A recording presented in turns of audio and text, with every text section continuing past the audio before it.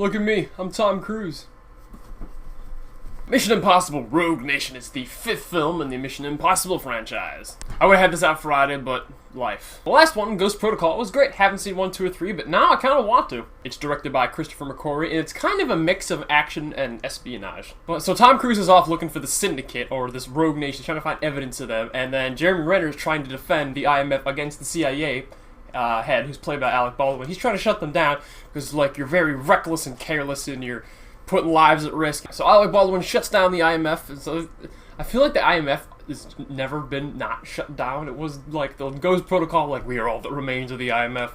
Whatever. Tom Cruise is awesome. He's got to be like 50, but he's one of the most committed action actors out there. Like, he's actually on that plane, if you didn't know that. He's a good actor, and he's the best action hero we have today. If I could make one small adjustment, I'd give him a haircut. And you have everybody else but Rosario Dawson, for some reason, returning from Ghost Protocol. You got Simon Pegg, he's great. You got Jeremy Renner, he's great. You got Ving Rhames, who wasn't really in Ghost Protocol that much, but he's an older character from Mission Impossible, and it's nice to see him have more to do. You got Alec Baldwin as the CIA, he's good. And you got the villain. I like the villain. He's got, like, a very foreign, evil-looking face. And he talks kind of quietly, and he talks with a thick accent. He's usually very calm. In this one part, he's got, like, his hand on someone's face, and he's trying not to lose his temper, and he's like...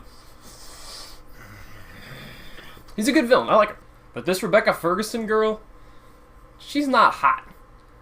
She's the second hottest thing currently breathing. Who's the first? Don't worry about it. Like, she is so unbelievably, incredibly, and ludicrously hot. I think she beats out Margot Robbie. She's never got, like, that slutty hot look where she's like...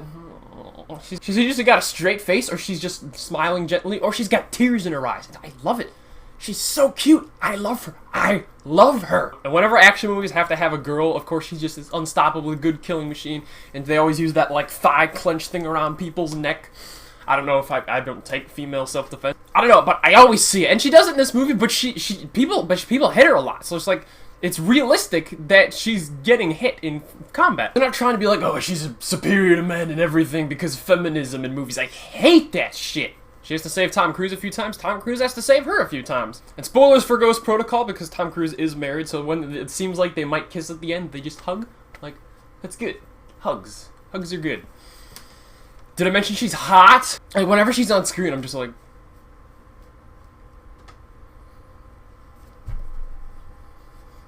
As an action movie, Ghost Protocol succeeds. And so does Rogue Nation. There's nothing in Rogue Nation quite as big as climbing the Dubai Tower, but there's a motorcycle chase that's pretty sweet. And a lot of the heists are like activities like, there's this thing we need to get, and it's protected by this facility, so we have to do this thing while you're doing this thing, and we have to match it up just right or we'll all die.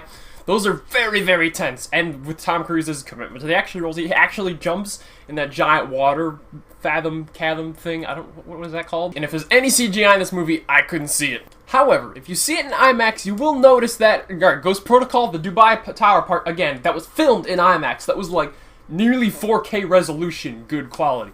And nothing in this movie is actually filmed in IMAX. So when you have a regular movie blown up on a big IMAX screen, pictures just a tad bit blurry. But I would recommend seeing this in regular and not in IMAX. There's no 3D though, so they get points for that, because turning the screen from like regular to like black with those stupid glasses for some cheapo gimmick effect. So thank goodness they didn't do that. And I feel they could have done more with the theme, like throw some electric guitar or some drums, or maybe like metalize it, or I don't need death growl, that's not what I'm saying. But like when you're at the 5th movie, the theme is the same each time. It gets a little, don't get me wrong, I was still humming it on the outside of the movie, going bum bum bum bum bum bum bum bum bum bum. Imagine if that was like electric guitar, like metal, instead of just like violins. I don't know, they could have done something with it, I feel. Rogue Nation's still a great action movie. It's far better than any Fast and Furious piece of poo will ever be. Though it's not quite at Mad Max Fury Road levels of beautiful action filming. Sometimes the camera's just a tad too close, but it checks off, it follows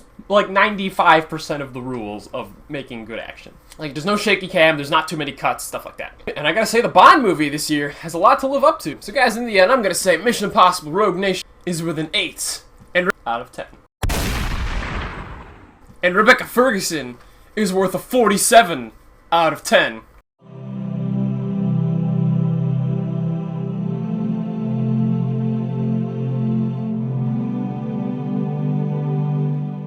Thank you for watching. I'm Wesley Tomsky. Like and subscribe if you'd like to join the crusade against everything evil, because with God on our side, We shall prevail. I stopped saying that for a little while because someone said it back to me in real life, and I'm like, that sounds so lame. Don't do that. So that's why it hasn't been in the last couple videos. But I'm gonna bring it back. I might change a little, but